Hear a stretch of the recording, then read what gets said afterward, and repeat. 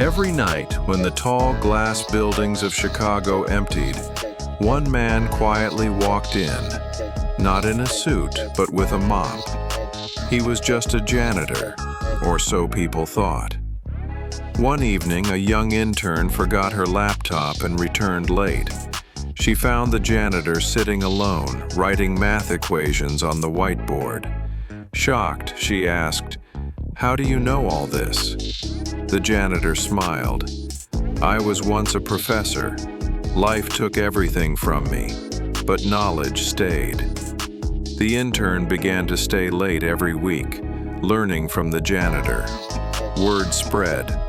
Soon, young employees gathered, eager to hear his lessons, not about cleaning floors, but about cleaning doubts.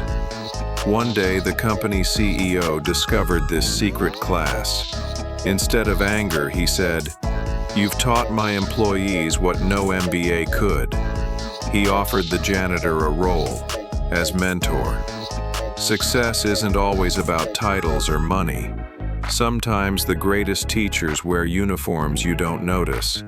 True wealth is the wisdom you share.